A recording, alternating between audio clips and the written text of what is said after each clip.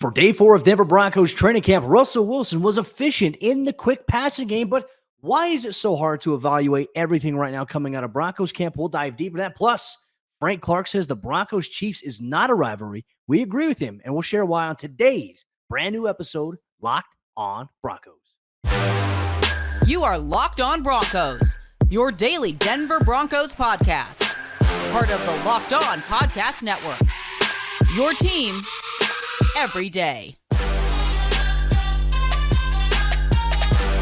What's happening, Broncos Country? Welcome into a brand new episode, Locked on Broncos, your daily Denver Broncos podcast, part of the Locked on Podcast Network, your team every day. Thank you so much to everybody in Broncos Country for tuning in, making us your first listen of the day every single day. Make sure you subscribe or follow for free on YouTube or wherever you get your podcast for daily Broncos news, content, coverage, analysis, and more every single day, all year long. Day 4 of Broncos camp in the books on Saturday for the NFL's back together weekend, and the Broncos offense was cooking from an efficiency standpoint in the quick passing game, mainly Russell Wilson. But why is it so hard to gauge what's going on at Broncos camp at this point? Before the pads come on, we'll dive deep into that on today's episode, Locked on Broncos. I'm your host, as always, Cody Roark, Broncos reporter from Mile High Sports, joined alongside, as always, by my co-host, Sayre, Bedinger, site expert, predominantlyorange.com. Sayre, my friend, this is, this part of training camp where the pads are yet to come on, and obviously that's coming up here very shortly. It's interesting because you see different takes from different outlets, different people, and even fans in attendance. But the real deeper part about this whole part of the practice time before you throw the pads on is a lot of these things are actually really hard to evaluate. What's going on with practice? How's the quarterback looking? What is the team doing around these guys to put them in a position? And I think there's a lot of, I'd say, misconceptions going out there right now about Russell Wilson. Let's dive deep into this on today's show because we had a lot to break down, some observations as well from Broncos camp day number 4. Yeah, a lot of different reports coming out of, obviously, we're discussing Saturday's practice, but after Friday's practice, there was a lot of people in the media talking about Russ out there using his legs at Friday's practice and looking pretty good doing so, looking fresh out there. And then there were some others who were saying, man, this was a pretty bad day from Russell Wilson. He was missing easy throws, doing this, that, and the other. Cody, for me, as we heard on Saturday, Sean Payton met the media. He talked about it. These practices have been scripted for a while now that the Broncos have had up until, he said, through that first padded practice. So the Broncos will be off on Sunday. They'll be plotting the next week or so of practices. And he said he's already talked with Sean McVay about a few things as well, but they've had these things scripted. So it's not that they're, every single play, the players are told to do exactly for months they've been told to do something on a specific play, but it is a scripted practice. It's been planned for a while now. So I don't know. I guess I don't know exactly. I know you've been out there seeing Russell, seeing him make the throws, seeing him execute this new offense for him at least. And now that it's training camp, the pressure is on a little bit more. Obviously, the media restrictions were a bit different during OTAs. What's been your perception, though, of him as a passer? We heard he did well as a runner on Friday, but especially both Friday and Saturday, what are you seeing from him as a passer as far as should Broncos fans be concerned about those who are out there saying he's looked bad? Yeah, I don't think there's any reason to be concerned. I haven't seen anything from Russ that gives me any pause at all. And look, it kind of goes back to the point, Sayre, you nailed it in terms of script. Like, I think some people don't understand, this is a different training camp than what the Broncos have had in quite some time.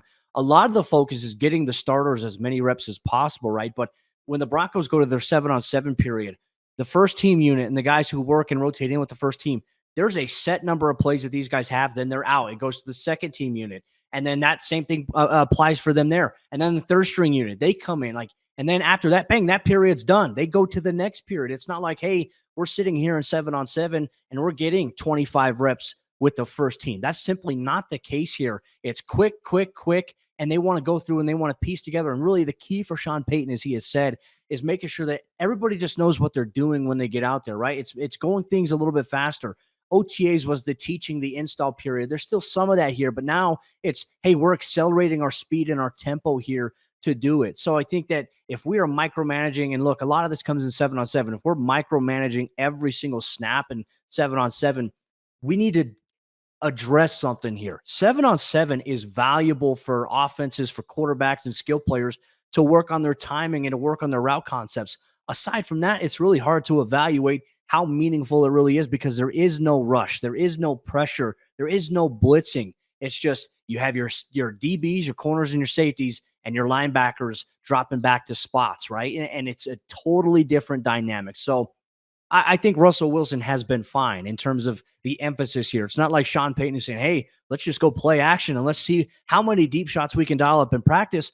A lot of the passing concepts that we've seen and a lot of the offensive emphasis there, it has mainly been quick passing emphasis. It's getting it snap, 1, 2, 3, throw. It's getting the ball out of your hands quickly, not only just for Russell Wilson, but for every other quarterback. And there's going to be some mistakes here and there. Obviously, Jarrett Stidham threw an interception to Faion Hicks on Saturday's practice on a pass intended for Montreal, Washington. But for the most part, Russ has been fine. And I also think if people were worried about Friday's practice, no Mike McGlinchey, no Garrett Bowles there. And, you're getting a simulated rush from Randy Gregory, Zach Allen, Frank Clark, and all these other guys. That's where Russ really stepped up into the pocket and maneuvered and used his legs, as we mentioned. So I think that we have to kind of not invest too much in what we see in 7-on-7. The real evaluation will come when the pads come on, which will be on Monday. But I think that's where we really see Sean Payton coming in. He believes, and we're going to dive deeper into this, running the football effectively. But, hey, in the passing game, it's, hey, let's get yards. Let's get 4 to 5 yards of pop, and that's going to put us in a good situation. That's all about balance. I know we live in a world and we live in a time where let's take a deep shot. Like if you play Madden, how many times do people just run streaks, run verticals, and just try to throw it deep? It doesn't work that way in the NFL. And honestly, the Broncos, if you look up the stats, they were really good in that area last year, which is kind of crazy to think about how bad the offense was overall, but they were good at taking those shot plays. It just so happened that they couldn't put anything together, like you said, those easier things more consistently. And so it sounds to me, and you can correct me if I'm wrong, but it sounds to me from the quarterback perspective, and maybe especially with Russell Wilson, like the first couple of days of camp with no pads on, they're really working with him on, hey, let's make as quick a decision as possible. Because last year, obviously, we held on to the ball too long. We didn't make quick decisions, and we took over 60 sacks as a result of that. So it wasn't just that the offensive line was bad. They, of course, weren't very good most of last season, especially on the interior offensive line. The Broncos did struggle there. But look, making quicker decisions is certainly something that I think you could say definitely the quarterbacks need to improve upon this year for the Denver Broncos. And Russell Wilson is, he's kind of exhibit A right now. Everybody's looking to him to go out there. And like you said, Cody, everybody wants to see those deep shots. Everybody wants to see a dominant day at practice every single day. Everybody wants him to complete every single pass. That's what we talked about that on this show earlier in the offseason. Like, once we get to training camp, what's going to happen? Every single throw is going to be dissected. Every move Russell Wilson makes is going to be put under a magnifying glass. Here we are. We can't be surprised by it. We can only hope that the majority of people like you, Cody, that are out there covering practice keep a level head in the analysis. I think it's important. You see a lot of hot takes. We do live in instant gratification society in a sense that, hey, I need Russ to throw deep balls. I need to throw accurate. Like, even if he did, there's things that we can't report on in terms of what Russ did or what type of route was run or, how did he do like there are certain things that we are limited on. But overall, like I said, Broncos country, there's nothing that I've seen so far that says, hey, Broncos fans should be worried about Russell Wilson. I thought he was very efficient on the day in practice here on Saturday in 7-on-7 and in a little bit of the group period. Like, he's got some zip on his throws because he fired in a couple of passes, one to Tim Patrick and then one to Courtland Sutton, who had a terrific tiptoe on the end on the sideline to get both feet in, but he threw with some heat in Saturday's practice. So that was a good sign to see. There were some other Broncos observations that we'll get to on today's episode of the show as well in terms of the Broncos linebackers looking good during some of the 7-on-7 stuff. How does that look? What about Drew Sanders and also another rookie in Riley Moss? Those are things that you're going to get on today's episode, Locked On Broncos. Our partners at eBay Motors have teamed up with Locked On Fantasy Football host Vinny Iyer to bring you some of the best fantasy picks each week, all season long. And whether you're prepping for a draft or you're scouting the waiver wire, every week we are going to provide you players that are guaranteed to fit on your roster. So with draft prep underway for the upcoming season, let's take a look and let's see who Vinny has picked out for us on this week's eBay's Guaranteed Fit fantasy picks of the week. Taking a look at Chicago Bears quarterback Justin Fields. When the top tier of quarterbacks are off the board in fantasy football drafts in 2023, there's another line of luxury passers and runners who are guaranteed to fit your starting lineups every week. And one of them is the Bears' Justin Fields, who started rolling out of the garage last season and is bound to jump into the fast lane this upcoming season. This time, on top of his huge rushing total, Fields can deliver improved stats in the air with the addition of DJ Moore, now leading Chicago's wide receiver unit. Vinny Iyer from Locked On Fantasy Football is going to help you win your fantasy championship, and eBay Motors knows a championship team is about each player being a perfect fit. Same with your vehicle. With eBay Guaranteed Fit and over 122 million parts and accessories for your vehicle right at your fingertips, you can make sure that your ride stays running smoothly. Air filters, brakes, batteries, tail lights, alternators, shocks, struts, you name it. eBay Motors, they have it, and they'll make sure that it's the right fit for your vehicle, because eBay Guaranteed Fit helps you understand exactly what part you need for your vehicle the first time. So go forth, switch gears, crank the AC, and say goodbye to sweating if your ride needs a little fixing up, because now you know you'll always be set up for success from the get-go. With eBay Guaranteed Fit, everything your vehicle is calling for is just a click away. For the parts and accessories that fit your vehicle, just look for the green check. Get the right parts, the right fit, and the right prices at ebaymotors.com. Let's ride. eBay Guaranteed Fit only available to U.S. customers. Eligible items only. Exclusions apply. We've got rookies standing out. We've got young pass rushers stepping up and a kicking competition. And Frank Clark said, what about the Broncos and Chiefs rivalry, Cody? We're going to talk about all of that stuff that happened at, Saturday's training camp practice for the Denver Broncos. But before we do, we always want to stop and take a second to thank every single one of you that listens to Locked On Broncos every single day, wherever and however you get your podcast, free and available on all platforms, as well as on YouTube, where you can watch Cody and I and listen to us there. And so thank you so much for making us part of your day every single day, especially to the everydayers out there. Huge shout out to you for doing that and listening and being part of the conversation, right? Jumping into the comment section, engaging on Twitter, talking about this training camp drama with us, because we've had plenty of it early on, haven't we, Cody? From quarterback discussion to now Frank Clark stirring the pot a little bit. But let's get into some of those other observations first from training camp. What did you see from maybe some of these rookies out there showing out and playing well to start off camp? Well, Sayre, let's take a look at rookies that Broncos Country are very invested in, and that is Riley Moss and Drew Sanders. Now, let's talk about Drew Sanders first, because part of he and the linebacker core on Saturday, I thought they had a pretty good day in terms of the quick passing game as well. We talked about the offense thriving a little bit, Russell Wilson delivering some throws. Well, some of the other units in terms of quarterbacks throwing, Jarrett Stidham, Ben DiNucci, they dealt with some problems in a sense because, hey, there's Drew Sanders out there covering Greg Dulcich, having a terrific play, knocking a football away, being tightly contested in coverage. And then Justin Sternad, one of the key special teams players for them last year, also had a key pass breakup in coverage against Greg Dulcich. So, hey, linebackers, I think they're benefiting a lot in this new defensive scheme a little bit. I think they get really good coaching there. And it helps when you have, I think, depth. And right now, that's one thing that stands out to me. They have depth across the board with that position. Now, talking about Riley Moss here a little bit, I think that the expectation for a lot of fans is, hey, he's going to come in, he's going to start right away opposite of Patrick Surtain. That's not the case, and we'll highlight that. Damari Mathis has shown tremendous strides, tremendous growth so far here in year 2 of Broncos camp. But Riley Moss, I think he and Drew Sanders, these two guys are going to be crucial for the success of Denver's special teams units.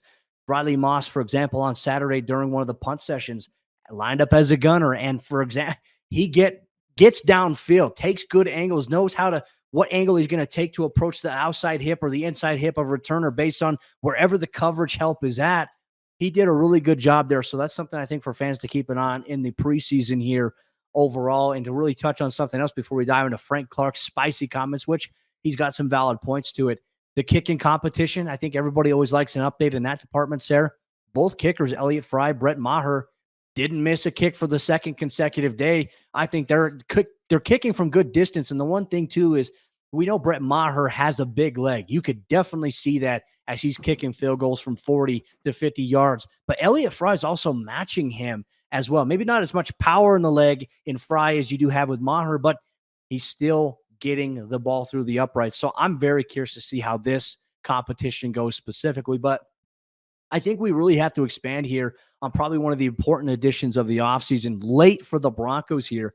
We got to meet Frank Clark for the first time in terms of speaking to him, hearing from him in the media, why he chose to come to Denver. There's a lot of love for him and Sean Payton, but I also think one of the Spicer things that he had said was asked about the rivalry between the Chiefs and the Broncos here, and he's basically said, like, it's not a rivalry, and here is exactly what he said, so we don't mince any words, but I think he had a great perspective. Here's what he had to say. I wouldn't call it a rivalry, and a rivalry is competitive, true or false. And I'm on the Broncos now, and I've been on the other side, you know what I mean? And we didn't call it a rivalry then. I'm with the Broncos now. Until we become competitive enough, we have to beat the team. We have to win our division. We have to do a few things, not just about the Chiefs. It's things we have to do here. We got to get our own ball together here in order for us to go out there and compete, for us to become one of those factions. Cody, it's really hard for me to disagree with what Frank Clark is saying there. I mean, the Chiefs just flat out haven't really respected the Broncos. I mean, I know they've beaten the Broncos, so they've obviously prepared very well for these games. They haven't overlooked the Broncos necessarily. The Broncos have given them some good games, but 15 straight wins against a single opponent. I mean, how are you supposed to consider that a rivalry? I mean, historically, yes, it's an AFC West rivalry. It's an old AFL rivalry, I guess you could say, going way back. These two teams have been playing against each other forever, but it really is only a rivalry if it's going back and forth. And so I guess, to that, I guess, could we say that it wasn't really a rivalry between the Bengals and the Chiefs until last year's AFC Championship game? I mean, if you want to get technical, Frank, we can talk like that, but I kind of agree with him, Cody. It's really hard to say this has been much of it hasn't certainly been, it's been one-sided, I guess, if you want to put it that way. And I just think back to, remember Travis Kelce after one of those recent wins that the Chiefs had over the Broncos, when he called the Broncos the Raiders, he had a little slip of a tongue. It just indicated to me just how little this Chiefs team thinks of the Denver Broncos, just in general. They don't even care it's like, I don't even care we just played one of those AFC West teams. We roll over all these scrubs basically. And he didn't even care. I mean, he was like, the Raiders. Oh, sorry. I mean, that's the mentality the Chiefs have had towards the Broncos in recent years. And it's just it's a disrespect that you can't really do anything about until you start winning. And hopefully Frank can be part of turning things around for the Broncos. It's almost like in the first Fast and the Furious movie where Vin Diesel and obviously, Paul Walker's character, it's that first race that they have. He comes up and he's like, "What are you smiling?" It's like, "Dude, I almost had you." He's like, you almost had me. You never even had your car. But that's where the Broncos have been lately, right? Because Denver, they were down 27-0 last year. They came back. They lost in a one-score game. Same thing in Arrowhead. You got to find a way to win these games. But I also like how Frank Clark really said it's not just about what, Denver and the Chiefs. It's about taking care of our own ball, making sure that we can do the things we need to compete for the division, things like that. So I think that Frank Clark was spot on there. He also took some time to share his thoughts about Russell Wilson, who he's played with previously when he was a member of the Seattle Seahawks, and obviously now reuniting with him as a member of the Denver Broncos. Here's what Clark had to say about Russ. Mentality, he's still dangerous. You know what I'm saying? He's still dangerous. Like, don't get it twisted at the end of the day. Players are going to age. The skill is going to fall back sometimes. I'm not saying that's happening to Russ.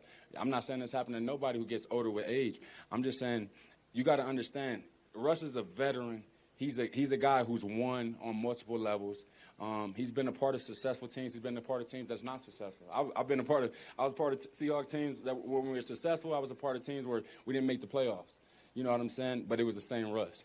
So don't think Russ changes. Don't think, a few years go by, a bad season is going to shake a guy. No, bro. We start fresh every year. Every summer it's a fresh start. He's still dangerous, right? I mean, that's what the Broncos are hoping for this year. And of course, Frank Clark knows Russell Wilson very well, having played together in Seattle for a number of years. And he talked about that, like you said, and he talked about a lot of different things. He came just short of saying that Russell Wilson had declined physically a little bit. And he said it happens to all old guys, older players, or players as they get older. You have that physical decline. And then he's like, I'm not saying Russell has, declined physically. He caught himself on that there, but really Frank Clark understands coming to Denver. It was more than just about being wanted by a team, right? And of course, all these guys, all these players that sign as free agents, especially guys like Frank Clark, who signed late in the process. They want to be wanted. But I think knowing that he's going to a place where he knows the quarterback, he knows Russell Wilson, he knows what Russell Wilson is capable of, that had to factor in. There's certainly more than just the Denver Broncos that were interested in signing Frank Clark. And at this point in his career, he's obviously not ring chasing, but he did take on a pretty big challenge coming to Denver, didn't he? I mean, they were the laughing stock of the NFL last year. We talked about that. Russell Wilson coming off his worst season, but he said it. They had some good seasons and some bad seasons while they were together in Seattle, and Russ was the same guy through it all. We saw that when Russ met the media on Friday as well, Cody, and I feel like Frank Clark just kind of knows. And so hopefully he's able to be part of another one of those good seasons with Russell Wilson now that they're teammates in Denver. That's the hope too. And kind of going back to the rivalry piece, I mean, there was a very, very big stretch where the Broncos dominated everybody in AFC West. Obviously, for the amount of division titles they won straight, back to back to back to back. And then now Kansas City's really been on top, and Denver's got to find a way to knock them off. But they also have to deal with Justin Herbert. They have to deal with the Las Vegas Raiders. Denver has to find a way to win games and compete inside that division. So it's a big picture thinking here from Frank Clark and Broncos Country. We also heard from Sean Payton on some big picture stuff as it pertains to the roster and maybe a roster lock here at a position that Payton believes is necessary for the team to have success. We'll dive deep on today's episode, Locked On Broncos. Real quick, make sure you go check out the Locked On NFL podcast for free on YouTube or wherever you get your podcasts so you never miss out on what's going on around the National Football League, the local experts on the biggest stories around training camp. Football is almost back. Preseason games here in about a week and a half. We're excited for it. Locked On NFL has you covered every single day, all year long. Broncos head coach Sean Payton gave a little bit of an insight into what he wants for the DNA of his football team in order for them to have success. And he gave some good reviews about a player who right now seems like an absolute roster lock based on how Payton has talked about him. Thank you so much, Broncos Country, for tuning in, making Locked On Broncos your first listen of the day every single day. Once again, make sure you subscribe or follow for free on YouTube or wherever you get your podcast so you never miss out on what's going on with this team every single day, all year long. I'm boots on the ground. I'm there every day in practice, trying to give as much thought as I can, as much as we're allowed to share here on the show, where you can get Sayre's reaction, my reaction, and also you can be involved in the show as well. But Sean Payton talking about this team, and a lot of the focus has really been on, can Sean Payton turn Russell Wilson around? What is Sean Payton going to do to put Russell Wilson in a position to succeed?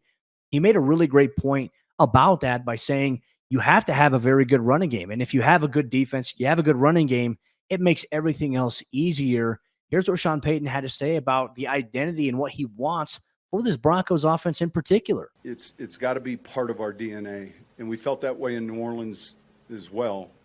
I think, the two greatest allies for good quarterback play are a running game and good defense.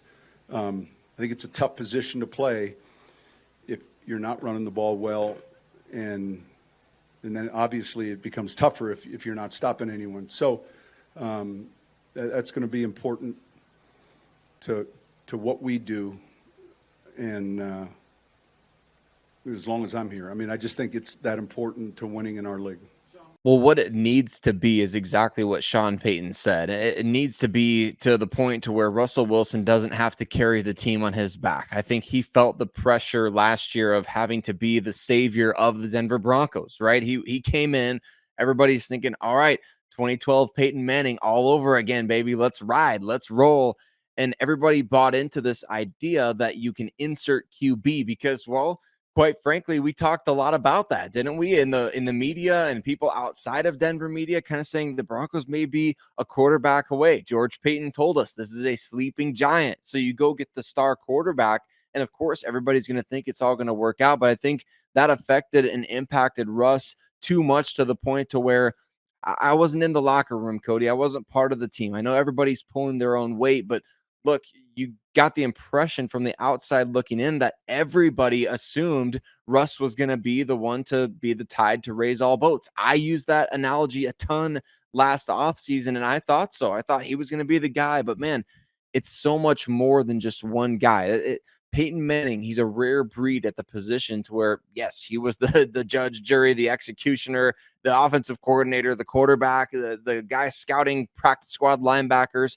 He was doing all of that, yes, but that's not what not everybody can do that Russell Wilson needs this infrastructure, just like most quarterbacks. Not most quarterbacks are not Peyton Manning. We all need to understand this. Russ needs a good running game. Russ needs a good defense. All great quarterbacks need a great supporting cast. Now that he has it, I think Sean Payton's absolutely right. Give him what he needs. Let's see what he can do.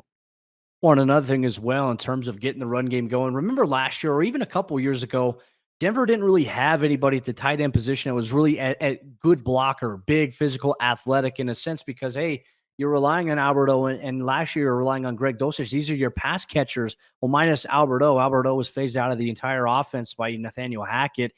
But Denver hasn't had that to the point where they had to use extra offensive linemen, right? And look, they tried to do that with Eric Tomlinson and bring in some extra help there, but Sean Payton talked about specifically Chris Manhertz, who he has had former familiarity with, and in terms of that, and even going back to the story about how he found out about Chris Manhertz, his background, and how he emerged into this very, very physical, really good player who at first Sean Payton had a different vision for initially when they brought him in New Orleans. Unfortunately, they lost him to the practice squad of another team, and then he signed with the Jacksonville Jaguars.